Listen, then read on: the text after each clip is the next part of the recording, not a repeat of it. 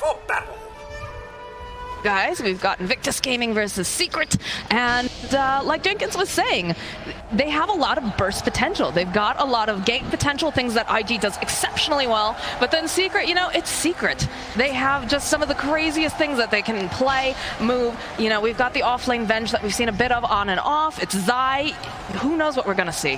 I really liked the Venge this game. They did it as a response likely to the immobile Lina. If Lina gets out of position, she tends to have a really bad time, so being able to swap him out of position is dangerous. And as we pointed out in the drafting stage, having both Lion and Alina, it's a lot of burst damage and a lot of spells to go on one guy. And if that person is Vengeful Spirit with Ags, Venge is going to respawn, and then you're like, haha, your ultimates are gone, now we're going to be strong. With that said though, I still agree with what Jenkins said. Those pickoffs on the side lanes are going to be really satisfactory at the very minimum, but the Venge swap is still a potential solution here for Secret. So if they cast their spells amazingly, yeah, their lineup can absolutely work, and I can't wait to see if it does. All right, well, we get the usual scuffle over here, just getting into position, trying to ensure that they get those bounty runes. You can hear everyone's very excited for this match. Love to hear that crowd. And we're going to see some fighting break out right off the bat, but Yapster will be able to take this bottom rune. All right, nothing too extreme at the moment. Just kidding, they're going to fight some more. Got to get those value clicks off, man. I mean, this is big against Yapsar here. He went for a boot start, so any extra regen harass at the very beginning of the laning stage is going to hurt his first 20 seconds or so. That could make the difference in whether or not you get as many denies, and therefore who hits level 2 faster. That could miss a kill time. These things might sound small, but they're really, really important in these super high level games where everybody makes the tiniest mistakes. See, now we've got that triple view. Mid lane going about what we expected here. Nisha being able to harass very well with these side blades. And a little bit of movement up in the top lane too. What are things that we want to be looking for here, Purge? Well, I think one of the bigger questions is how well Puppey is going to do on the Enchantress. It's a hero that was more or less ignored the entire group stage. He was seen as a very strong hero earlier on in the year, but just kind of popping back into it, which is a little bit surprising to me. So can Puppey get a lot of harassment done? He's going to start things off with a Centaur creep. He's got a limited time here, but this can be a great way to stabilize the lane if they can get a kill, or at least some good harass. Checking in over on the mid lane right now. It's looking a little not so great here for Nisha. Look at the last hits of 9-8. Oh, this is so big. Top lane, there it is. There's the first blood as Puppey gets the kill on Kaka. It was really cool how he did that, actually. He brought the Centaur, and keep in mind, you only have 30 seconds from when you transform and take over this neutral, so you kept the Centaur more south than his hero, and then when he showed, oh, hi, I'm here, they boundless strike from farther away. That sets up the Centaur stun, then they get the body block. It was excellently executed there by Team Secret. And Puppey is the king of positioning, and definitely not a stranger to playing this particular hero. Bottom lane though, I like how they've went and they blocked off the side camp. I think that's very important whenever you're playing against an Elder Titan. Yeah, don't give him the free extra damage here. And once again, Puppey grabs another Centaur. We'll see if they can get another swing top. Be a little surprised, but fight bottom too. Just harassing a little bit back and forth. Nothing too hard committal here. Yeah, she does have to be careful though. He's taking a decent amount of harass. Puppey just controlling this lane. He gets another D ward here. This one's going to be blocking his large camp, so it's going to take Kaka a lot more resources to prevent Puppey from lane controlling, pulling all that good stuff. My man last hitting is going fine, but in the mid lane, oof. Emo is doing really good. 16-8 versus 8-1 on Nisha's TA. It's going to be hard to catch up if he doesn't get some stacks going. Yeah, it was definitely a situation when we saw the harass coming out early, but Emo just, you know, really focused up, hitting all those creeps, making sure he's getting the last hits. And clearly that has paid off. I'll be interested to see too if the way, because IG is a really interesting team, the way that they like to move about the map. A lot of the times when they're creating stacks, they usually of, you know, some teams that go off into different lanes to try to create pressure elsewhere, they usually play around that area. So do you think we're going to see something very similar to that, or are they going to try to be more aggressive, try to take away stacks from the TA? Definitely be aggressive while they're taking stacks if possible. Secret can mitigate this a little bit by trying to push lanes all the time, because then it's going to create two windows for IG. Yes, they could go be aggressive and try to contest TA, but they also need to defend their towers from dying. And if they don't contribute a lot of heroes to pushing those lanes, lanes, it's a really tough decision to make. Oh, Fly sitting very low here. Is gonna have to go pop those one charges. Yapster hunting. He's got the spirit. He's got a new stun. And they have a fresh stun. They'll turn and put some damage over onto Ollie. But we'll back off. Oh, they canceled out the salve. Nicely done by Zai there. That's a costly one. Do they have any more? No, just a tango. That's going to cost Fly some last hits here. It's a good time for Zai to play aggressive, get as many trades as possible. With that said, Yaptor shifts over to try to help with the water runes. That's going to guarantee it for Nisha, so they will be helping him out a little bit, help him catch up. And in fact, he's basically caught up now. 20 last hits versus the 23 on the Lina, so not bad for Nisha. Definitely two very skilled players over in this mid lane. Bottom lane, a lot of harass coming out over onto Kaka. They'll throw out the Hex. They've got the net though from the troll. Turn around, nice Earth Spike, Kaka. So they were trying to get the body blocks off, but not going to be able to succeed. But still, they're making good pressure up there. Puppey is not super highly leveled, which is going to make man get his levels more faster. JT pushing him back. Good Earth Spike again, but they'll put some more harass over onto JT. He got the stun. He's going to heal off of this creep wave. Most likely there it is. Very nice. And he went for 3 points in Jingu Mastery, so he wants as much lifesteal as possible. And that's probably because he knows that Puppey's not always going to be in the lane. So making sure that he can lane sustain without a support coming over is going to be really helpful. Seeing a pretty even matchup now here in the mid lane. 29 and 14 over on Lina, 28 and 5 over on Nisha's TA. Have some beautiful stacks though, and Puppey, he's creeping in. He has an idea that these are being made. This is the best thing to do. Oh, stacks, cool. I can pick the best neutral creep that I want. And that takes a lot of the gold out of the pile. Fly getting a Zai kill though. Indeed he is. And honestly, the moves, though. It's very normal for Venge 3 to die at least like once or twice in the lane stage. It's not easy. What about the Puppey though? That's a Laguna Blade. LSA doesn't quite connect. Puppey hiding over on the tree line, putting out some of the impetus. He is going to fall, but we have that high five coming out over here. Nisha gets the kill on Emo. A very big juke by Puppey. That forces Emo to commit and gets him that easy return kill. So excellent trade once again for Secret, but the game is still even. Indeed it is. Wouldn't be surprised to see some more movement going around those stacks over in the top area. At the very least, they're going to keep blocking these camps, move Enchantress over to limit the large camp, or they can start getting aggressive on the map. And while Puppey's accomplished a lot, he is still level 2, which can have its downsides. It's a little bit harder to make as much happen for you to be survivable if you have that trouble. Matoma getting a great trade off top. Once again, gets the Jingu stack, harasses JT, but... Zai, the bottom lane, they're going for the dive. It's going to be Ollie who collects on this kill. Thinking about diving mid, though. All the supports stay there. Thinking about a trap, gets popped, the center, stop coming out, pulls Emo into place. They're going for the cold embrace, will follow up, though, with the Earth Spike. It's still a dead Kaka, and they get another one. They get Emo. Ollie running for his life. Another trap pop, and he's going to be the last one to fall in the mid lane. Man, I was a second away from criticizing Secret for their supports not being bottom and for Venge dying twice in a row, but you saw the payoff there so hard. Puppey comes in, lands a monster 2-man war stomp. I didn't even know the stun went that wide, but he gets 2 heroes, and Matoma Man rotated. Remember I said before he got that Jingu stack? He brought that buff all the way to the mid lane for this gank, and it gave him that huge damage burst against Lina. And now they just get the tier 1 tower at 7 minutes. 7 minutes. That's incredible. It's going to open up quite a bit of options for them. You know they're going to want to take that Roche early. That's Secret Dota, baby. That's how they play. This is the dangerous thing about these successful early game heroes, is that it just creates this weird tempo and puts IG in a bad place. It does restrict Nisha's farm normally, but this guy's great at jungling and clearing stacks, so he doesn't really care that much if he sort of loses his mid lane for a while, because now he's just going to farm really aggressively on the other side of the map, and we'll see how long it takes for Secret to take this safe lane tier tower for IG. Give me a prediction, Purge. How long do you think this is going to take? Because they're making those moves right here, right now. They've got the vision. They're poking away at Fly. Ooh, Ollie's going to try to slow it down, but... Ollie, this is not good for you, my friend. Matu just whacking away. Yapster following. They get the play, but they have the tree jump. Hopping right back down again. They want this kill, and it's going up. And bottom lane, more pressure being placed on Fly. They want this tower, and they're pushing it hard. They're getting some damage done, but it's a little bit tough. Little skeletons are certainly going to help, but diving the Weaver is a problematic thing. Even like Vengeful Spirit has some issues because you can not land the stun if he goes invisible. You have to commit a dust, but sometimes he's going to time-lapse dodge things. It's a little hard for them to secure that kill on the Weaver, and as a result, not as easy for them to force this tower as much as they'd like it to.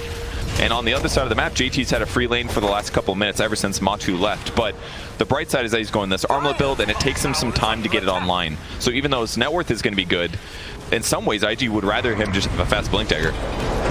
Matumba man landing over onto Kaka, the sleep coming through. Couple more clicks, and down he'll go. Fly now. And oh, managed.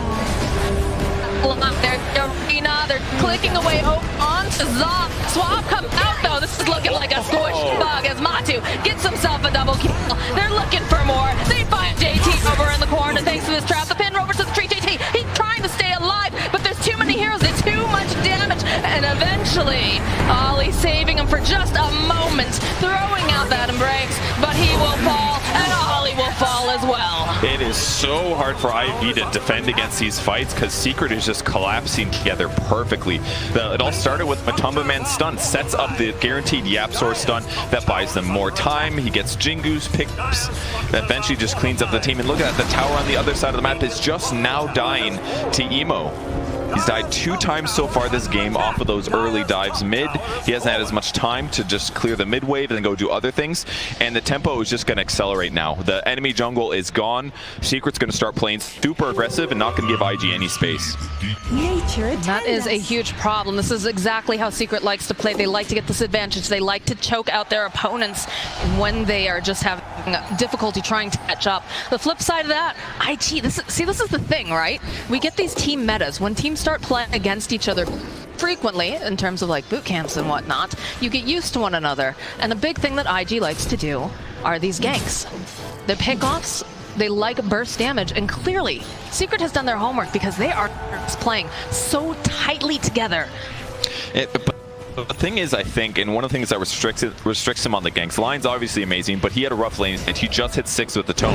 And they're going to go for a kill, see if they can get it. But the other issue is they picked Wyvern. Wyvern is a great pick for this to counter against Secret's heroes, but not the best ganking hero and not the greatest laning hero. And that's part of the reason they've lost this laning stage by a moderate amount. But we'll see if JT can get a pick off here. Zai sitting very far back, wants absolutely nothing to. And they have a feeling. I feel like they know. They got him with the scan just a little bit. They know they're playing. Standing over to the side, you can see already Matumba Man teleporting on in. So, initiation, they managed to find Fly. Can they burst him down fast enough though is the question. Yes, they can. Another high five being requested from Nisha. That was really close actually. Puppey didn't have his dust in his inventory. I saw it come off cooldown the moment after they got that kill. It was really close to him escaping.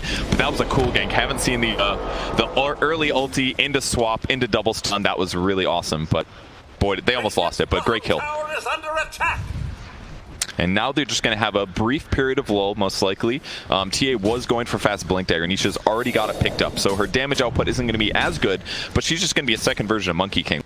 When they find somebody out of position, both TA and Monkey are jumping in, and they're doing a lot of damage. And against a vulnerable hero, for a vulnerable hero like Lina, that's super scary right now. Emo had to buy Yule Scepter as soon as possible. That's going to help him to defend himself if he gets in trouble. But frankly, if he gets swapped out of position, I can't help but think that he's going to die no matter what. Because even if you buy yourself a little time, your team's going to have to back you up somehow to keep you alive. Gotcha. Like you said, the way that they jump on Emo, even though he does have that Yule Scepter, there's generally at least one other person, right, participating in these ganks. So even if you buy yourself some more time, he just doesn't have any way to really save himself beyond that. It's got to be Cold Embrace. It's going to stop physical damage. That'll help a lot against Monkey King and the TA, assuming that your team can like counter-initiate in that 4-second period. And Winter's Curse is another great way, as can be Mars ulti, but there's just so many different angles that are worrisome that it makes it look a little scary to me for IG. And Zai died twice in laning stage, but now he's doing pretty good. He's got his point booster. He's got his first stat item of his X, 2k gold, and he's going to have this. And then he's just going to be a super nuisance every fight. You're going to see probably 2 swaps, multiple sets of stuns, a lot of dangerous things for IG to deal with. Why haven't we been seeing Venge in this offlane position quite as often recently? There's just stronger heroes is a pretty safe example. Heroes that can win the lane. Venge basically never wins the lane as a 3-position hero unless they like really mess up on the enemy team. So the nice thing about Venge is that you basically have free Aegis. So you can think of like Venge Ags as like being a Wraith King, which is a huge advantage. That's his ultimate, and you can get it with just with an item. So having that advantage is great, but it isn't very good at the laning stage, and that can really get a lot of drafts off to the wrong start if you can't really feel your hero's advantage in those early positions. So it's just a high risk, high reward kind of setup is what I'm getting. Yeah, that, and also you have to worry that if they have like a greedy carry, you're going to want to punish that. Otherwise, they're just going to go crazy. And Venge can't really do that as well. It's more of a mid or late game hero. Kaka standing on the high ground. There's a swap over onto Emo. Immediately keep Emo alive. That double damage doesn't be so. Follow up the first fight over onto the back lines. Kaka running for his life is going to get punched down by Yapzor. And they'll take down Ollie. Yapzor still hunting, wants to get his hands on Fly, but I'm not sure if he's going to be able to quite do it as he does have the Shikuchi up. But they'll happily turn around on the side of Secret and go into the Roche with a double damage. It's so easy for them to do this now, but that was legitimately a 2-shot on Lina. That was a Melt Strike with a second hit from Nisha. Obviously, there was also minus armor from Venge, but that was all about the Tumbler toy. The Lina was just playing aggressive, Emo playing aggressive in the mid lane, but Tumbler toy jump with the swap up to the high ground, he had no solution to get out once the stomp was there to follow it up. I'm going to make you say that 3 times fast now. Which part? Tumbler toy. Tumbler toy, Tumbler toy, Tumbler toy. Got anything else? Emo running now from Yapzor and Nisha. They're hunting. They want this kill, and they will take it. This is just so cool to see them punish the Lina. It's one of the most feared heroes, frankly, for a couple teams. T1 is another hero that it really stands out for. But Secret was so ready for this draft. This is not looking good for Fly. Uses the time lapse to defend the swap. Oh, again, Zai doesn't seem to care because he's now behind the follow-up with an arena. Will pin Zai off to the side. And IG will get themselves. Two gonna get a solo kill, pretty sure here on Kaka. Kaka! Can he get out in time? The monkey's got one more hit, and there it is. Anytime you see a death like that on one side of the map, you're, yeah, okay, but is Secret getting something else at the bottom? Monkey sitting in the trees channeling his ulti. Oh, that's not good for Kaka. Not good at all. Especially because he's trying to finish his Blink Dagger. That's usually like a lull moment. Oh, go sit down there. No one's going to be in the area. Nah, Matumba Man was ready for that one. Punishes Kaka. Still 1,000 gold till he can get Blink and be really active and set up these team fights. So what's the play now going here for IG? How do they move about this map? How do they get this real estate back? Because I feel like Secret is just fighting them tooth and nail for any inch. They're being really oppressive, and I think the scariest thing for IG is that Lina is struggling so hard. JT did a great pivot. He stopped his Helm of Iron Will and he went for Blink instead, so he stopped building the armlet, recognizing what they needed. So that part is online, but Emo just looks like such a vulnerability in this game so far. We've all seen in these fights a wave of terror and a little bit of pressure, and he just goes down. And in fact, I almost wish that he had the Arcane Ring on his hero instead. He needs all the armor he can get right now. The jump over into the mid lane. They spotted Zai. Nisha's here though. Look at the damage. 2 hits will take out Kaka, and there's the Laguna. They can't finish Zai. He's going to be able to just walk away. Emo running for his life. He's looking for the opening element. They won't connect. But now Fly joining into the fight. Have to be careful. They'll throw out the dust. Force the Weaver away. That was so cool. He swaps while the Dragon Slave is mid-air, so he's not there for the fire to get hit. Emo. There are monkeys lurking in the trees, and Anisha who wants to cut you into pieces. I just don't know what they can do about the Monkey King. He's already got Orb of Corrosion. He's got Echo Saber. He's getting pretty close to the Deso, to be honest. They're going to have 2 Desos on their team. That just means that he blows up these low armor heroes. If he ever catches Wyvern or Lion or even Lina without a defensive item or an ally nearby, he's just going to blow them up. And that's the case for both of these cores. And that just makes the game so much easier for Secret because they just need one of those guys. They're very mobile, plus a support, and then kill almost any hero. AT has got to be feeling nervous. He's got Blink. Does have the Blink. It's just going to get into the corner, teleport out. I'm sure that trap popping probably scared him a little bit. It's like, oh no, is Nisha here? No. It's a little scary. Or Monkey King. Well, I mean, Monkey King got his eyes on a little bug, and monkeys like to eat bugs, Purge. Not going to land the Boundless, though. Not enough time to force Fly back. Oh, he changed his build, actually. He went for the Basher instead. I wonder if this is because he recognized they already had a Deso. It's a little bit unsynergistic for you both to purchase it, it would have been good. But Basher's great too. It's going to make it even easier to kill Lina, to kill those supports, to kill Weaver. So I like the pivot here. They're in such a good position. This doesn't bother me at all that he's gone back for a slightly inefficient damage item. It's perfect for the utility.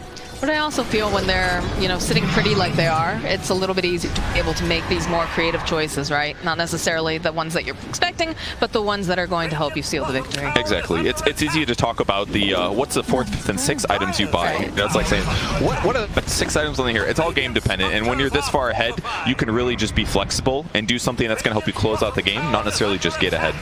And this is Basher's a great item for them. They can get a couple crucial pickoffs where normally somebody should be able to defend themselves. It's going to continue the map pressure, and Secret gets a tier 2 tower that's going to open Shrine. Top lane, huge though. Advantage. IG trying to find some movement, trying to just put some pressure over on the tower. They're not feeling confident to go up against them just yet. We still 30 seconds on that Aegis of the Immortal on the TA. Smoke play comes out from IG. They might be looking to make a swing play. Agnum Scepter completed, though, for the Vengeful Spirit. This is going to be a hard fight. Yeah, the moment he sees anybody, they're getting swapped, and he's fighting to the death. Yep, so we're getting into position. Oh, the 3-man balance! A follow-up again, and over on the back, the whole Matu.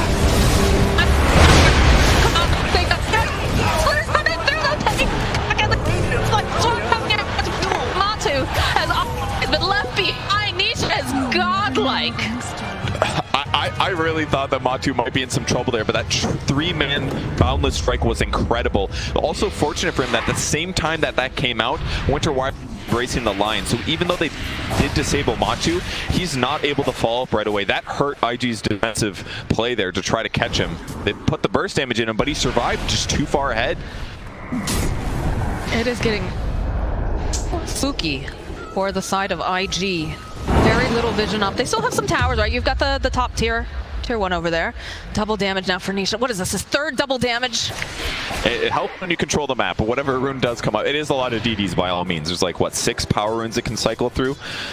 This one's going to be huge. 120 damage right now is his bonus if he gets it. He's got the Grove Bow as well, so its attack range is legitimately like a normal ranged hero.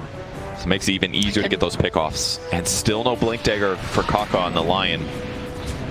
Definitely struggling, trying to find any opening, but it's one of those situations where his cores need this. They need the farm as well.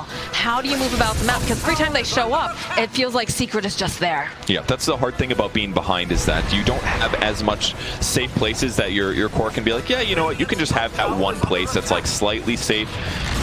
Instead, it's like those places have to go directly to your core, so they can try to catch up as much as possible. Right. I really like Emo's item pickup goes for the Dragon Scale. It's absolutely the right item. He needs as much armor as he can get right now to keep him alive against these heroes, but here comes the possible swap bottom. Again, they have the dust. Couple hits immediately over onto Fly. He's gonna have to time lapse away. Ollie in position, worried. He's gonna try to turn this around. Does have the Winter's Curse. Should be able to take down Puppey, but is going to pay for his life.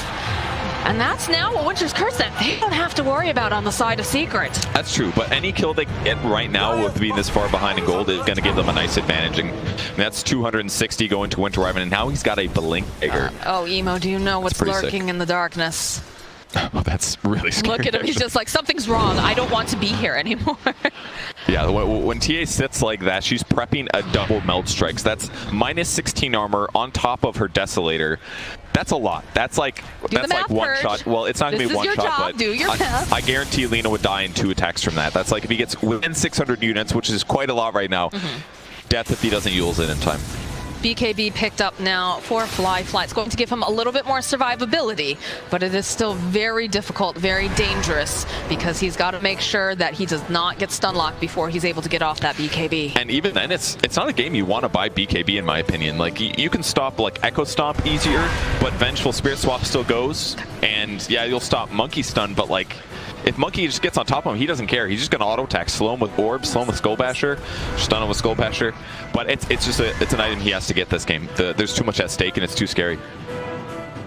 We'll say, though, you know, both of the cores over on the side of IG have been not making space, but finding the farm, finding the space. If you take a look at just what the net worth's looking, obviously we've got the TA, who's just been balling out of control. 14K, but everyone else is fairly close right behind because they are finding these openings, but looking for the pick-off, the fight, the advantage on the side of IG as they are smoked up and they're making their way over towards the Roche pit. Zai is, I don't think, the person they want, but they're gonna have to take it. So they'll open up with a stun, they'll fall off the finger. Can they do it? All right, comes right back up again, the Winter's Curse, holding it. Stop going in. Nietzsche will take out a Holly. They're coming through. JT can survive this. He's going to be the next one to fall. As they'll turn around another spot though coming out. It's all right. It's a vengeful spirit. It's the illusion. It's absolutely fine. As they'll go right back, try to put the pressure over onto the mid lane. And all of that, and they only killed one hero. They had to kill Venge. They almost killed Monkey, but that defensive swap was huge. And after that fight, I was thinking the same thing as Matoma. You know, maybe it's time for a BKB. That was a little too scary for him. If he has BKB, he can definitely continue fighting there. But in that moment, it looked like a big weakness for Secret. But either way, that's the advantage that Secret wants. Put them in way in the front, let the enemy jump on him, and he just gets to make the fight pretty decent for them, whilst the rest of Secret rolls over and takes a 5v5. How do you position yourself in these fights, right? Because obviously... So obviously, like, Zai has just been running at them because he is the initiator. It's definitely at the point where, you know, they're not as afraid to take these fights. Illusion. Incredible hero for this sort of thing. But for IG, it just feels like they can't quite figure out how to get around. How do you get around the defensive wall that is, of course, Zai here? It's very difficult. The best thing they would go for, obviously, is a blink disable kills on either TA or Monkey King if they can catch them. And this is part of the reason Matoma Man's playing trees right now, because he can basically kill a creep wave every boundless strike. Once he hits 20, that cooldown goes down a lot, and then it's even easier for him to do it. So he knows that he's the obvious still right now. So until he gets BKB, he's not going to feel very comfortable being aggressive on the map. And that's why Secret's playing a little bit carefully right now. If they just keep the net worth about even, and then he gets BKB, the game's going to get... It's going to feel like very, very, very winnable. Oh, look at this, the swap immediately just going to get rid of Kaka. He's going to fight more time. Nice head stomp, all against position. He wants to try to find the opening. He's not going to be able to do it. Fly with the BKB now. Buyback coming out from Lion. They'll turn their attention to get more onto the Witcher Wyvern. Next, Ali will swap out again, though. This Axe on the Venge doing so much work. Boundless cut. Kaka's not looking very good right now. They get a nice arena. Do they have the damage, though? They have the... turn it back around. Emo, he's not... Tipping over at JT. That's dead Mars, and it's looking like a dead fly. If they could just put their hands on him, and it doesn't matter. They have the spear. Zai got 2 kills in that fight with a wave of terror. That was pretty sick. First picks off Fly-Fi, but ultimately amazing fight. They got separated a little bit. It looked a little bit rough for Secret, but Zai just swaps out any danger. Matu gets a great ulti to set up and guarantee the Lina kill, and this is the advantage that Secret got. BKB's online. Zai's going to respawn here on his illusion, ready to go, despite everybody on IG being dead. Here's a clip once again. Swap instantly on Kaka. So important so that he can't disable those important heroes. BKB gets used on Fly-Fi so that Zai can't really grab the guy he wants necessarily, but that's okay because he's just buying time and getting vision for his team. Lived a little bit longer than I expected there, but swapping in the TA, he gets speared back with a lot of damage reduction. There's Lion coming back again, but he gets cleaned up. JT trying to force him out of the base. Important to note, they owe the swap from Zai. Emo trying to just run away. Alex can get a kill on Zai, but he's back up again. He's got that Axe. Man, let go stomp landing the swap again to the boundless. It's the first damage. That's known as Nietzsche. Let the follow up with the Walker's Curse. This is not looking good for them right now. They'll be able to take down Matu. Follow up with an arena. IG coming back and swinging. They're trying to get them out of their base, but they don't have the positioning. They don't have that damage. The Hex coming out given over on the side of the TA. They need to put out more. Can they do it? Fly with the BKB chasing him down. He has to turn back around. They punch. He's going to grab the 50 bars. He's going to get held into the trees with that spear. And Nisha and Poppy and Zai are just going to run the heck out. Dude, IG would not let Secret leave the base. The Rex was already gone, but they sensed a momentum shift there that they could pressure their opponents. With that said, some of that was Zai as well. He kept the fight going as well. Swapping offensively, ultimately maybe costing them a bit because Monkey King ended up dying there. But if we take a look at the net worth advantage, 14,000 gold advantage for Secret. And frankly, a lot of that was from buybacks. A ton of that came from the IG side. That was definitely IG very angry that were cracking their base and simultaneously taking Roshan. It's tough for them to catch up, but they got to take those opportunities, and when the enemy team's in your base, it's one way. Little cheeky play there. No regen for you, but there's a Scotty on Templar Assassin. Oh my word. An excellent item against any range cores. That means Lina, that means Weaver. And that's why I picked this up. Oh, they have the vision. We saw that swap coming from a mile away. Another one bites the dust. And that means they're going to keep pressuring. They don't want to give them any time to get stuff done. So they will go high ground. Zai does not have buyback. That means he can only die twice in this fight, except for 3 times. The big disadvantage there for Zai. Wow, Zai, really? Yeah. Dude. Look at this damage from low ground.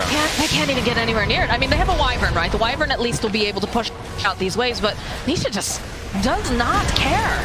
Can't cold embrace the buildings, and they're just going to fall. Good luck fighting this. They got 2 minutes on Aegis. JT arguing for initiation. We'll jump over onto the T and follow up. Okay, they'll get the heal. Them coming up from Zai, buying enough time, but they do a lot of damage over onto this Monkey King. Are they going to take that Monty? They take that onto JT throwing up the pick up Zai. Come back to get that life number 2. They do manage to pump the over into the arena. Yapzor's back though. Anisha clicking away. Fly.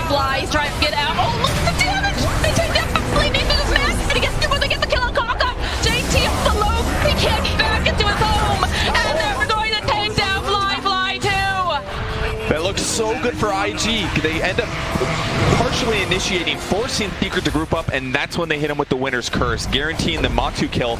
But all of a sudden, Nisha sends blood in the water, jumps up, gets the backline with the supports, they even briefcase down the Weaver on the low ground. And I think this is about the end of this game here. Almost everybody's dead, and Zai's going to be up in 50 seconds. I mean, they're only missing Monkey King at the moment. There is no buyback on any of these here. They are coming up though. The Winter Wyvern's going to be back up. So is the Lioness. They just call it. They called it. They just don't want to deal anymore. Secret's got going for them. It's way too hard for IG to